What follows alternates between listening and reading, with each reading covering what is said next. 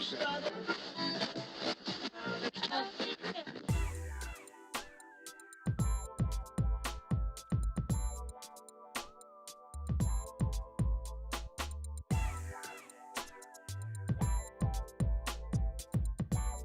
looks like we have ourselves a standoff right now. This is not just the Interesting People podcast. Today I'm joined by my guest and I guess other host, Eric Verdi, Frederick Advice Giver. So this is a cool concept that we're doing here. We both have our own podcast, but we're interviewing each other in a back-to-back kind of a debate type of format here. It's exciting. So this is episode 129 of Frederick Advice Givers with Pat Haynes with WFRE. Yes, and this is going to be an episode of the Interesting People podcast as well, so you'll find it on WFRE's website. You'll find it on the Frederick Advice Givers website, so it's going to be all over the place. I am beyond excited about this. I'm stoked, and as you can see, if you're watching on the Frederick Advice Givers, we have video format here, so you can either listen to it or watch us. We're excited to roll out Pat and WFRE.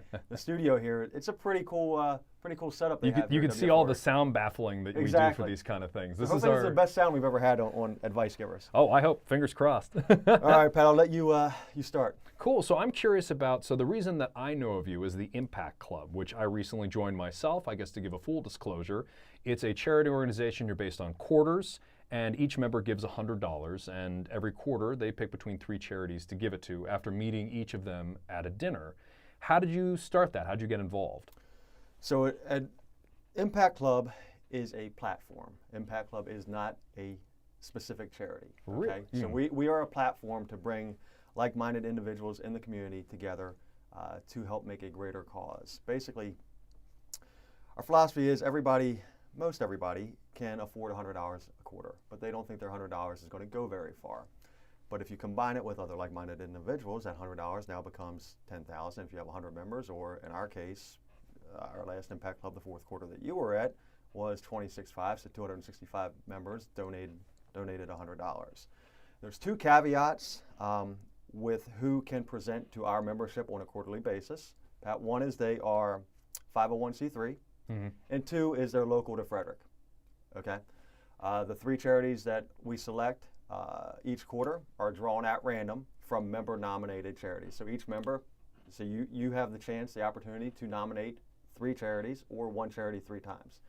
That's fascinating. I didn't know it was a random draw. So it was just, because I was trying to figure out the rhyme or reason behind it. The last one I went to was COIP, Advocates for Homeless Families and Women Mentoring Women. I couldn't find a thematic draw, and it makes perfect sense they were random. And yes, and Children of Incarcerated Parents was the 3rd one.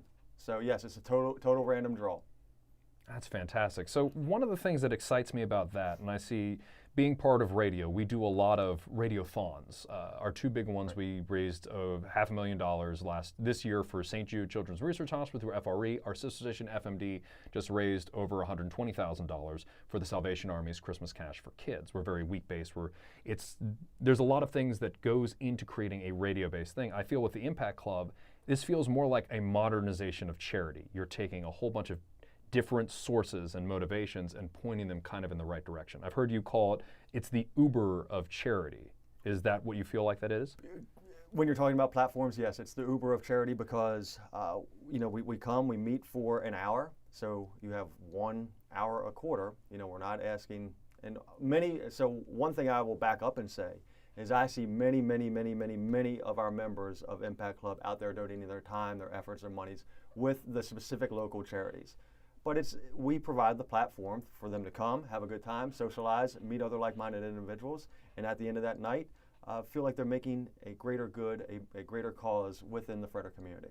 Yeah, and that's the important thing too, is even though one charity walks away with the donations, you get to meet the other 2, finding out their stories. And that's exactly correct. That's why we got the idea of doing the video for our Advice Givers podcast. Is we actually record all 3 charities, so they get the video feed of, after we splice it up a few weeks later, so they can use to promote their own charities.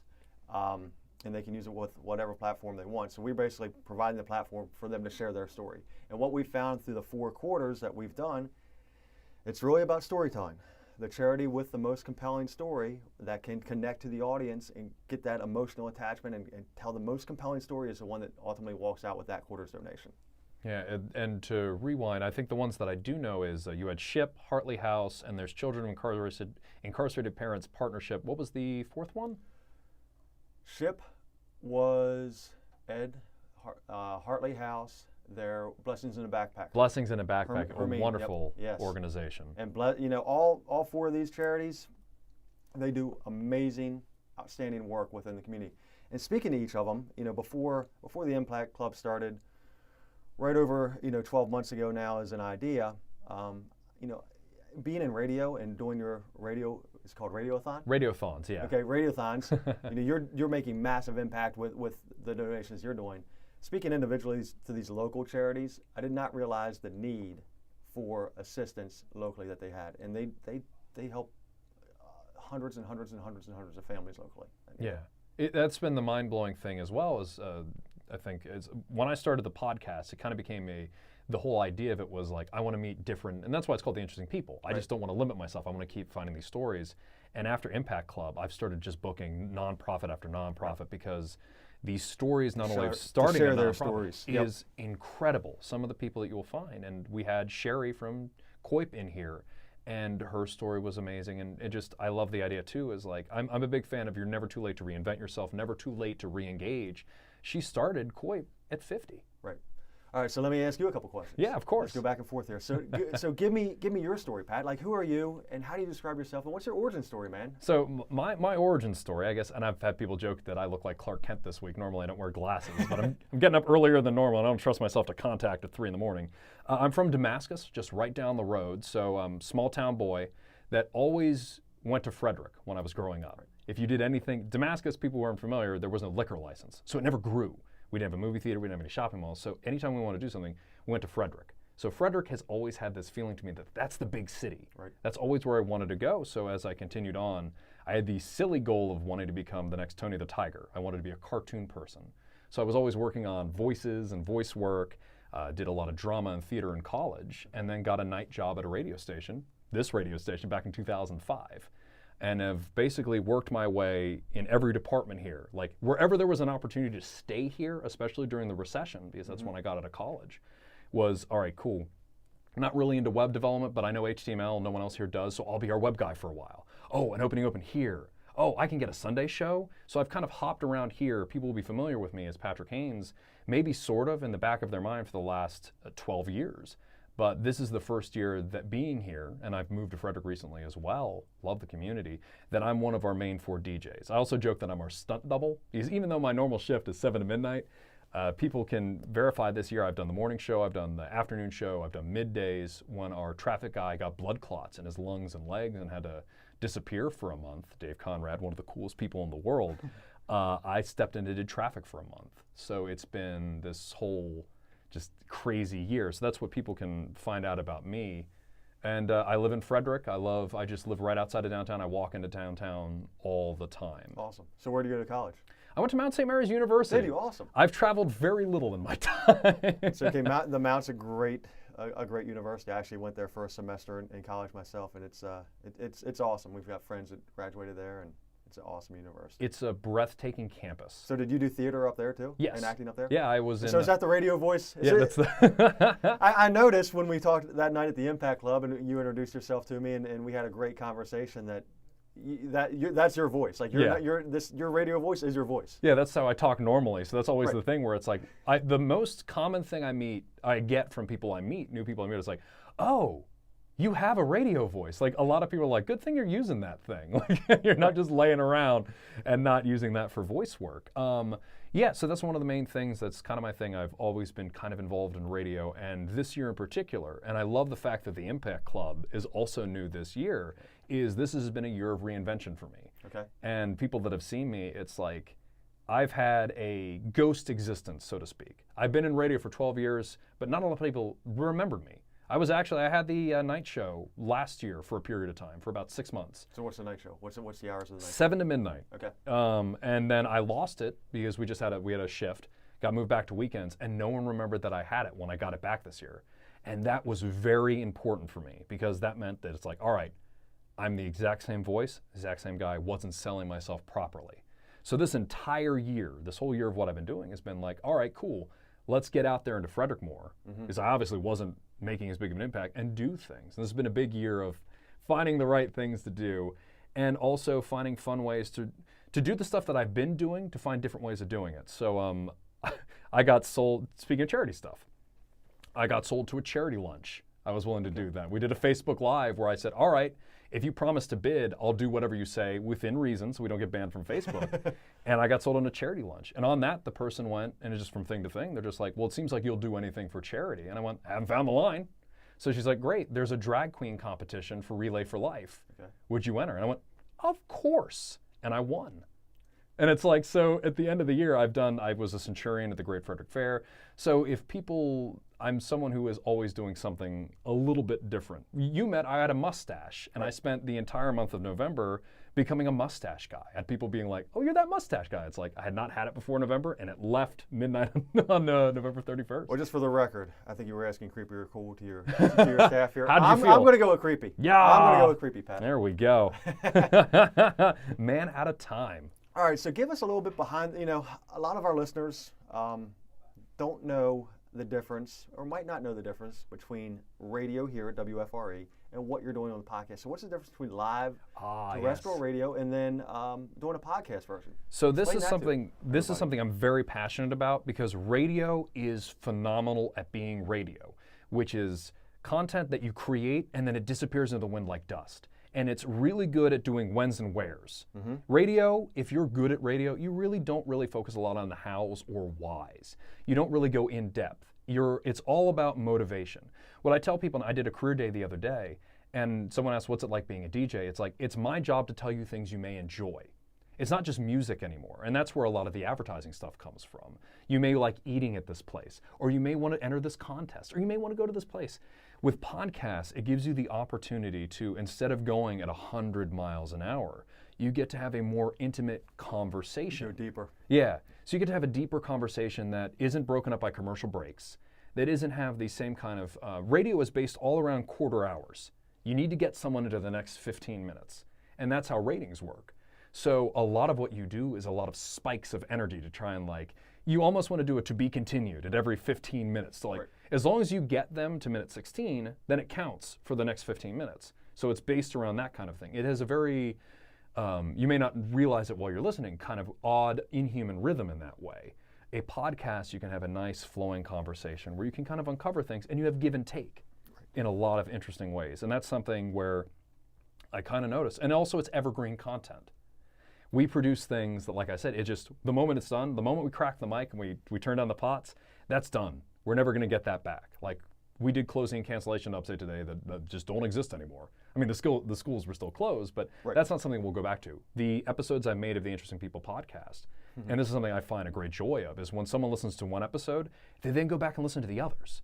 So this is content, and we're a content industry, but we're a content industry that makes stuff like ice sculptures. There we go. Radio is ice sculptures. It's beautiful, it's amazing, but after you engage with it, it melts. It's gone. Yeah, so I'm making some granite statues right now that people can come and check out like a museum. And that's what motivates me. Okay. And that's the beauty of Frederick Advice Givers and our podcast, is that you're episode 129, we're 128 other episodes deep where we repurpose that content. So we have a writer that will write an article about the interview that you can send out on your platform. I am in the midst of finishing a book, Beyond the Mic, with the first 75 episodes of Frederick Advice Givers, which is piggybacked, and I got the idea from Tim Ferriss, Tools of Titans. He basically wrote a book based off of, he has a podcast. So that we're doing the same thing now to help other business owners and entrepreneurs share their stories. One, we do it through audio content. Two, now we're doing it through video. We have the written word, and then we also have the book. Okay, so that's something I'm curious about. So you've had over 100 episodes of the podcast. How has this podcast changed you? You've met so many different people. Have you internalized any of the stories? What has it left on you? So that's a good question. That's a great question, Pat. So one of the things that I tell everybody that I take out of the podcast is I get to meet people like you. I get to meet other business owners and entrepreneurs. I get to ask them questions. So I'm always learning. I'm always gaining knowledge by asking other people questions. And we've recently changed the format with the new video. So I've got some of the same guests that are coming back for a second time, but on video format. So now we can promote them on YouTube, on Facebook, on Instagram. We can get them on multiple platforms. So not only are we doing multiple media, we're doing multiple platforms too. One of the things that it's the, after today, I'll be able to call you or text you, hey, Pat, how you doing, man? And we have a relationship after this. Yes. You need something, you call me. I need something, I call you. So it's helped fostering the relationships one-on-one throughout the community.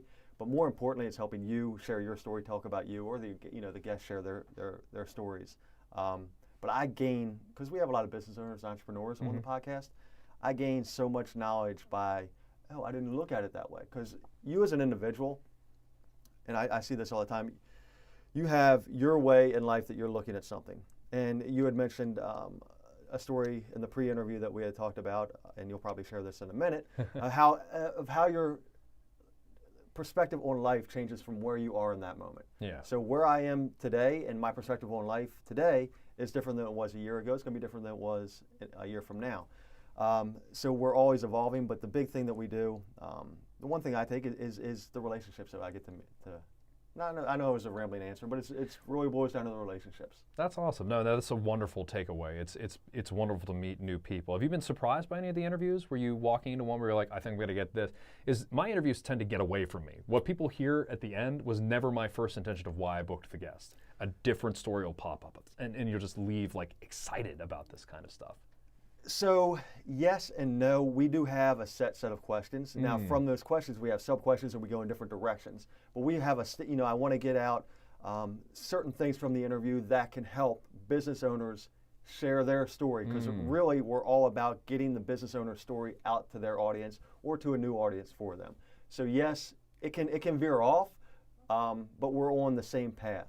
I gotcha. So you view the podcast under the Impact Club where it is a platform. It's a platform. It's 100%. So you're very platform based. I also wanted to ask you about social media. You've talked about one of the reasons we're doing video right now is you want to expand it to YouTube. That makes Instagram worlds easier. Which platforms are you finding new engagement from your podcast, and how do you plan on using it more in the future? So Facebook Watch, if you're familiar with that, Facebook just came out with a new channel that they're going to take up against YouTube to get television shows. So if we could make Frederick Advice Givers a Facebook Watch channel where once a week we get to see the video. Facebook's probably the #1 platform out there as far as the content that we're producing, along with Instagram. Instagram you can use so many ways, and then obviously YouTube to host everything. And then we're on iTunes like you are, iHeartRadio, Stitcher, for the audio version. So the platforms, so we're big platform oriented. And we have a full-time marketing chief content officer, Rock, recording behind the video right now. Oh, there we go. So Rock takes care of all the content production for us. Oh, that's fantastic. That's a good way to send that out there. Are there stories that you're looking forward to covering that you haven't had a chance to cover yet? Is there something what's one thing you'd really love to bring to people's attention? The same thing you're doing. So we have found after we have the Impact Club is we go back and get more in-depth stories from the local charities. So we can help share their stories. Because at the Impact Club, you had mentioned earlier, they get 5 minutes. It's 5 minutes to share their story. And you can only get so much in 5 minutes. Yes, you want to create the emotional attachment and you want to hear how the charity is going to help the people that they help. And but once we can sit down and have a 20-25 minute conversation with them, there's deeper stories behind the why. And it's pretty cool to hear why the founders and why the heads of these charities, why they started doing it. There's always some sort of flip that switches that makes them, I want to give back. For me, the Impact Club, it's about giving back to the community. Frederick's given so much to everybody, and I grew up down in Urbana. You were in Damascus, I'm in Urbana, but I went to Frederick High, so I'm a Frederick High guy. I had in 2011 and 2016, I had 2 cousins that were like brothers pass away. Oh man. Both tragic, but what I saw in their short lives, 35 and 41 years old respectively, the amount of people that they touched and their legacy that they left. and I don't want to be known as what I do professionally. What I do professionally is great, and it provides a great living for myself and my wife and my family. I want to be known as somebody that gives back to the community, like you're starting. So it's more about legacy than anything. So that's my why behind the Impact Club. Now, I love the concept of legacy over money is another thing that motivates me a great deal. It's like you want to leave, you want to look back at the end of the year and have moments where you don't want to just have, like, you're not looking at a balance sheet. You want to have concrete, real moments in your life where you're very excited about what has happened and you're proud of it. Absolutely. Being proud of what you do is really important. Also, part of that, when I get the Impact Club email, okay. I don't know how many people read those things from top to bottom. I love them. The 5 Impact Fridays from Ryan Fletcher, my co-founder. Yep. Yeah. So I love you're not just cultivating the platform, you're empowering your members to not just view this $100 thing as giving, but it's also you're putting a venture capitalist like idea into your thing. Are you trying to motivate your club members to do more than just in between the 4 times they meet? Correct. So Ryan's big thing is being able to tell a compelling story. Okay, and his example and our example always is you can become an Impact Club member and you can donate $100 a quarter and you can just sit in the back of the room and not share anything. Or you can have your voice, like you do. You got a great voice. If you told the Impact Club story to 10 people, now instead of having a $100 quarter impact, you're having a $1,000 quarter impact, a $4,000 a year impact. So our whole thing with the Impact Club and the 5 Impact Fridays that you're speaking of that Ryan Fletcher sends out is to help others figure out how to best craft their story and the Impact Club story. Yeah, well, one of my favorite things, like when we talk about how you can do storytelling, there were, just because of the membership, there were only a couple people in the last Impact Club. One of the things that stuck out with me, that stayed with me, was when Coip presented, there was this one older gentleman who was standing on the ramp that was screaming Coip and clapping over his head. Did you get his story? I did not. I went up and immediately talked to him. He's the first person in the room I went to ask. I was like, you are so enthusiastic. What's your deal? And he said, I've worked in the prison system my entire life, and I've seen the impact it's had on the families of everyone I've ever met. And above everything else, I know that Coip is what really needs to be supported. And he doesn't work with them, he doesn't volunteer them. Right. I talked to the Coip people afterwards, they had no idea who he was. And he was just so touched by their mission and wanting to help them that he was just like wanting to just share that infectious energy with everybody. The way he was acting, I thought he was the founder. I thought he was like a ghost investor. Right. But he was just someone that was like touched by it. And I loved that. Well, and you'll see all the charities, the emotions that are brought, because everybody's got a story. Everybody's got an emotional attachment to something. In all 3 charities, every time they do a great job, and you'll bring tears to people's eyes. It's just amazing how the stories that these individuals tell when they get up on stage can resonate and connect with the membership, with the people there. And ultimately, our platform is that at the end of the 3 presenters, the members that are there vote. Yeah. And the charity with the most votes and the most compelling story wins. But as we discussed earlier, yes, that's a large, significant donation that quarter, but it doesn't mean that they can't come back a second or a third time if they're drawn at random, but also it means we gave them that platform to share their stories with their audience on their website, on their Facebook page. They're allowed to share whatever footage we capture that night at the Impact Club.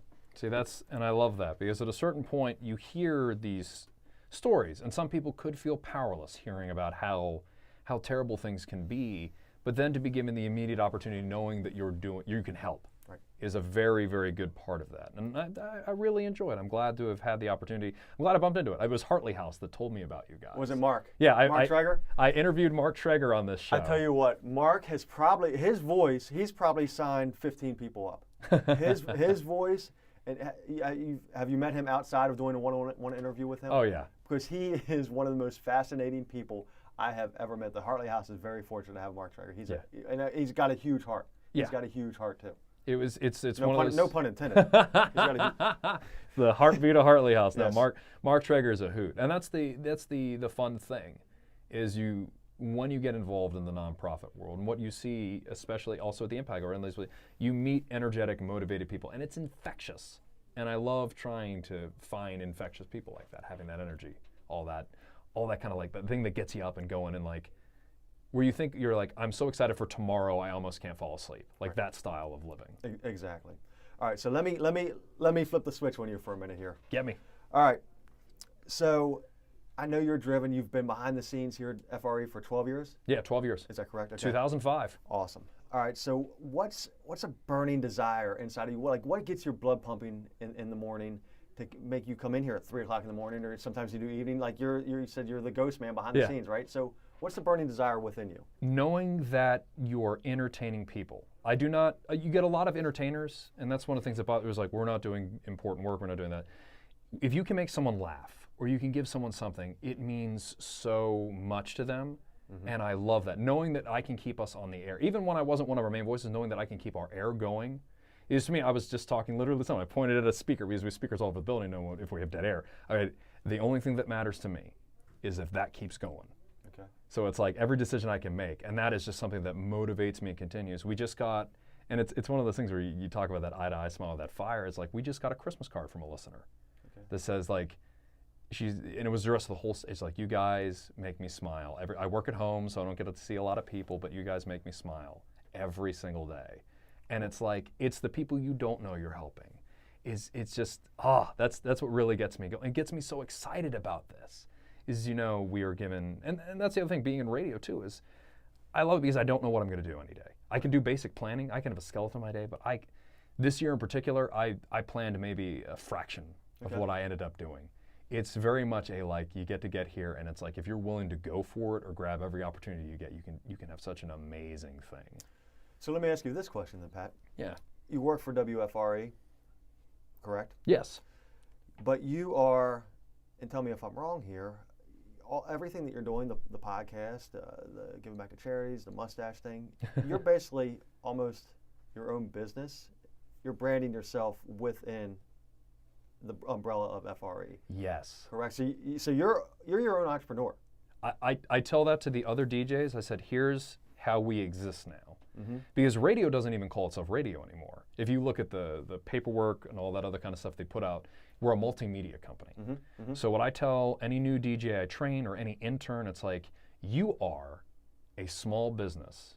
You're your own brand, that if you are properly executing yourself on the air, we both benefit. It's a symbiosis. So for me, it's like, if I'm out there, it benefits the station because people want to work with the station to work with me. Or if the station gives me opportunities, it works both ways. I've brought opportunities to the station by being out there this year that they wouldn't have gotten without me. And they've given me opportunities to go. Like, I did a half marathon in Nashville a few years ago that I would have never gotten without them. So it's understanding that aspect. But for me, it's like, I understand it's a small business too, because it's like, when I'm not on the air, when the mic isn't on, I don't cease to exist. Right. Everything I do is about building the brand, letting people know Pat. It's like I said, I wanted to help out that charity, but another reason I put on a dress, or I dressed as a Roman centurion at the Great Frederick Fair, or any of the stuff I do, it's all about making myself memorable. And you need to have that extra go at it too. I would definitely say that you're memorable. We after the Impact Club, I was like, did you talk to that guy from Yeah, we talked to the guy from WFRE. Yeah, so you left an impression. I had not met you before that night, but you definitely left an impression with pretty much everybody that asked, Pat, dude, yeah, he was the guy with the mustache or the deep voice. Yeah. So you leave an impression. I went to every table. Because I only knew the people from the actually, I knew Eric from the High Wheel Race. I knew a few people there. Oh, Eric Rhodes? Yeah, he was episode 10 of this. Let's backtrack here and give Eric a shout out, because he does his High Wheel Race in downtown Frederick. First one in the country. Yes, first and only one. Is it still the only one, right? He's actually managed to inspire one to start up one in Pennsylvania. So next year, we can no longer say only, it's first. Okay, so Eric and his wife, they put on, they closed in downtown Frederick. It's typically second and third week of August. It's a High Wheel Race. It's during the Tour de Frederick. Exactly, it's that weekend. Yeah. And if you're not familiar with what a high wheel is, if you're watching this, it's the old 1900s big front wheel, little back wheel. and he's got about 20 racers. But he also they give back thousands and thousands of dollars to the Frederick community. So he also does a fundraiser. He's incredible. He is a bundle of energy. He's a great guy. It's funny that you actually. So how do you know Rhodes? So we do the Tour de Frederick every year. Okay. It's one of the things when I wanted to get in shape. So I had that fun progression of I did the family ride the first year, and then I got myself up to the club ride and been riding with the kids. I actually broke my arm in it one year as well. That's my only tough guy story in the world. I fell off my bike, broke my arm, got on the bike, finished the race. And then when the endorphins ended, it then T-Rex'd on me. But so I, after I did the family ride, and I'll be completely truthful about this. I was 266 pounds a few years ago. So I was well on my way to getting diabetes, heart condition, all that kind of stuff. Doing just a 10-mile family ride, I was gassed. So I stumbled over I saw these bleachers and just sat down, plopped down there, and was like, oh boy. So I'm sitting there just like, I just want to black out. And I look forward and I see this ridiculous bicycle go by. And it goes by again, and it goes by again. And I accidentally watched the high wheel race while being fast. And I'm like, I gotta know what this is. I gotta know what this is. So when we had our meeting with the Tour de Frederick afterwards with the station, I went like, what are those big funny bicycles? How do I know about this? Oh, it's Eric Rhodes. She gave me his contact name. So next year when it rolled around, I'm like, oh, we gotta talk. We gotta talk. And I've gone there every year and seen it, and he brought his bike here last year, and I got a chance to ride it. It is the perfect kind of terrifying. It's not easy to ride. It's hard. There's no brakes. Right. It's poorly balanced. There is footage of me on there, and it's like, as someone who has broken an elbow biking, I interviewed Joff Summerfield because he always has an international rider every year. Right. This is before I had I wish I had the podcast back then. We did a 5 quick hit interview on video, just a selfie video, with Joff, who's a British guy who high wheeled around the world. Okay. And just getting to talk to him about that and building that relationship, like, keep me in mind for next year. Now the thing I love, maybe this is a better answer for what keeps me motivated, is that in the past I always told people, like, keep me in mind, keep me in mind, keep me in mind. We'll do something. Now this year, I'm not the producer. I'm not like getting something amazing and then going to try to convince one of our personalities to pursue it. If I get something amazing, I go do it. Right.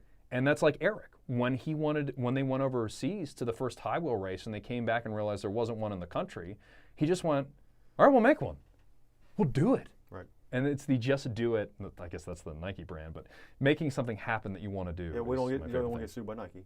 Not at all. Swish. Yeah, exactly.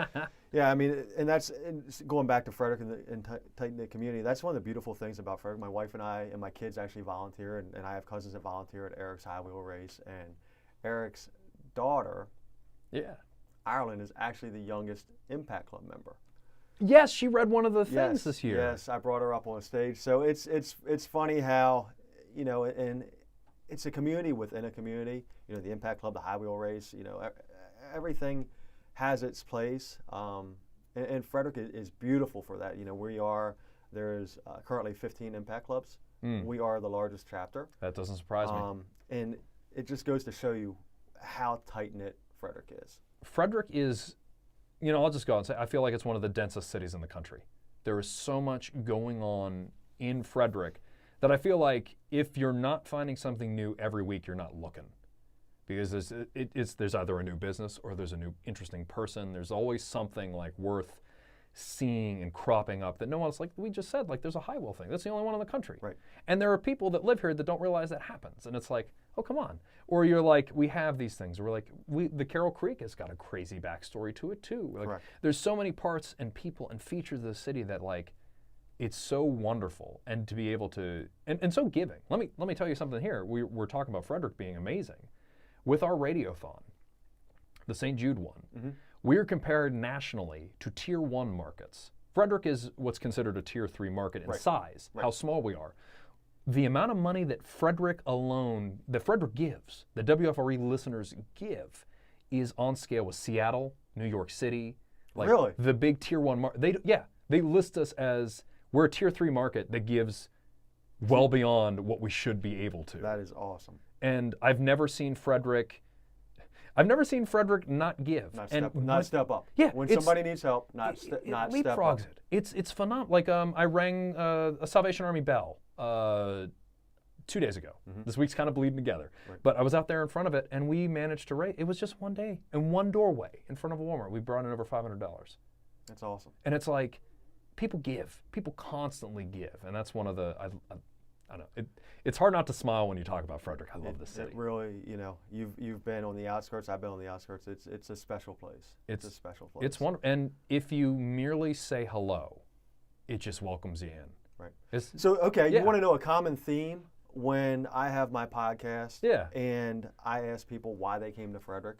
We've got people from Baltimore, D.C., Boston, and they've opened up small businesses in Frederick. Yeah. They're like downtown Frederick. The energy, the heart of downtown Frederick is unlike any other place that I have ever seen. Yeah. And that's why we decided to open up our shop in downtown Frederick, or move to Frederick, or move on the outskirts of Frederick, because we just like going to all the restaurants. It's like Frederick is so unique as far as a city. It's not a big city, but it's not a small town. It's in between, where it's close enough where all the small businesses is not overtaken by big corporate industries, where all the small businesses, and that's the other thing I get out of the Frederick Advice Givers podcast, is all these small businesses, they work together. Yeah. Like there's no competition. It's like, if we can help each other out, we're all going to succeed.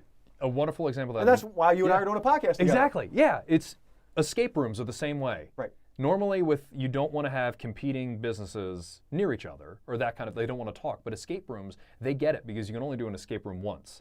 Or in certain cases, they usually all have 3 rooms, so you can only really go to each one 3 times. So it behooves them to support each other.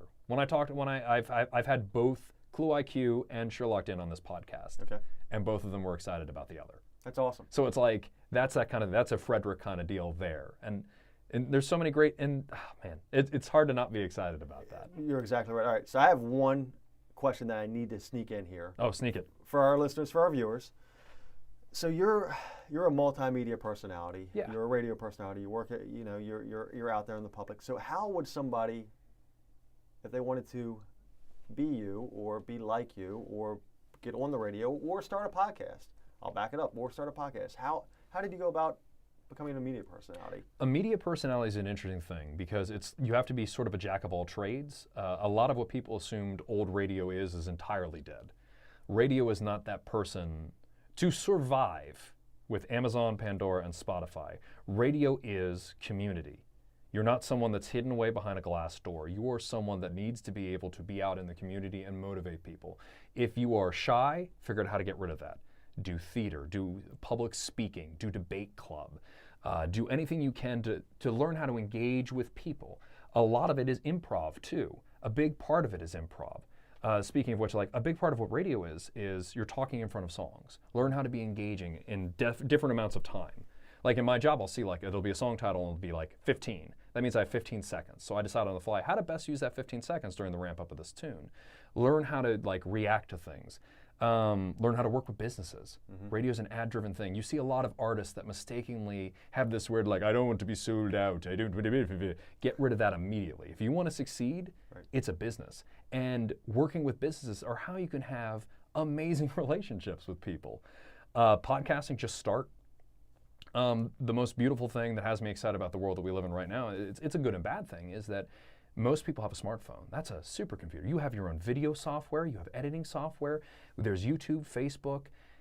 Here's the thing. Everyone is, if you're curious about doing something, just stop being curious and try. So what's the software that you use to upload your podcast? So my podcast, so we use Omni Studios, which is an Australian company that anybody can actually use. They're brand new, so it's super competitive. I love them to death. It's out of all the services we have, they're new.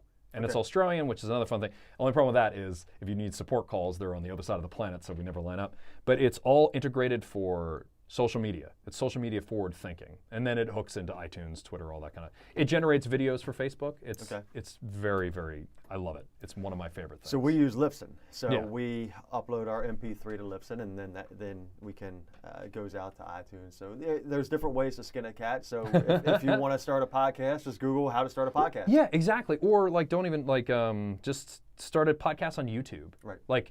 Just have a static image that you put video to or something like that. It's one of the best advice I would give anybody about anything, because radio, the problem is you either got to wait for people to retire, get fired, or die. Right. It's a very choked industry, but just doing things is the best thing I can tell someone. if you have a dream or a want or anything, just start doing it. It's like not meeting your new best friend because you didn't say hi to someone walking across the street. And that's what I tell everybody is just try something. Like the first time you do it, you're gonna suck. Like you're gonna suck. Yeah. You're not gonna be very good. But the second time and the third time and the fourth time, you're gonna get a little bit better. That's with life with anything. It could be working out. It could be doing a podcast. It could be any number of things. It could be writing. Yeah. When I started running half marathons, my first one took me over 4 hours to do. Right. It's like. But you didn't start. Yeah. And run a half marathon. You trained. Yeah. You got up one day and you ran a half mile, whatever it was. Yeah. There's a huge freedom to try. Correct. I think people want to judge themselves immediately. It's like you can try and try and try and try, and there's no judge against that. You just need to keep doing it until you've achieved it. Right. And that's a very, radio's a bit of a challenging thing, but anybody can start a podcast. Awesome. I know we probably rambled on here longer than both of our podcasts normally go. Any final questions for me, Pat? Oh, yeah. Well, I always end all of my podcasts with the exact same question. I think we hit all of my kind of stuff. I just want to talk about how charities have changed, how I feel like the Impact Club is. You look like this is the charity of the future, so to speak, and how you're. Yeah, I would say within 10 years, Impact Club will be probably the biggest giving charitable organization in the world. Yeah. With where we're going with each community. And it's community driven. It's very social media oriented, storytelling, all that kind of. Right. So I feel like we've hit my goal of talking about the Impact Club. I end all my interviews with the exact same question: what has you excited? What are you looking forward to? What excites me, besides my kids and besides, I mean, honestly, everything we do, stepping out of my comfort zone. I'm not outgoing like you are. I'm more introverted. So to start a podcast was outside of my comfort zone. What gets me excited is providing a blueprint and providing something for my kids that say, hey, my dad did that, or that's the other reason why the Impact Club's there. My kids are always there. They get to see Dad in the Impact Club. So Alex, my youngest, funny story, after the second quarter Impact Club, he went back to his class and shared the story of the Impact Club with his class. And right at that time, if we had the infrastructure and the platform, which we don't have it yet, but we probably will in the future, he had 12 kids ready to start an Impact Club for kids. Oh. So eventually we need to get Impact Club fine-tuned. There's some behind-the-scenes stuff, administrative stuff that we're working on now. But just imagine if at $25 a quarter, okay, instead of $100 a quarter, there's an Impact Club for kids, and they get together, and how much impact you can have by starting at the grassroots. Teach them in second, third, fifth, eighth grade that giving back is so important. Yeah. So you start them young, and Impact Club for Kids will probably even be bigger than Impact Club. So what gets me excited is providing a blueprint for my kids to be proud and to move forward in their lives and to give back to other people. That sounds like tremendous momentum. I love that. Thanks. Awesome. So I appreciate you joining us on Frederick Advice Givers, episode 129. Pat Haynes with WFR. So is that how you brand yourself, Pat Haynes WFRE? Do you say Pat Haynes media personality or Pat Haynes? I just tell people I'm Pat Haynes, and then I recently went to a thing. I had a meeting at Hartley House, and I'm Patrick Haynes. I'm here to help. Awesome. So it's always like FRE is my home base, but Patrick Haynes, I try to make sure that people remember Pat Haynes. Okay, I love it. Awesome. Well, thank you for joining us today. Oh, thank you so much. Like I said, I love a good conversation. I'll be buzzing for this for a good long while. This was awesome. Glad. I think the format worked well. What do you think, Pat? I loved it. It was fun doing a joint one. We'll have to do it again sometime. Absolutely. Thank you. Thank you. And we are out.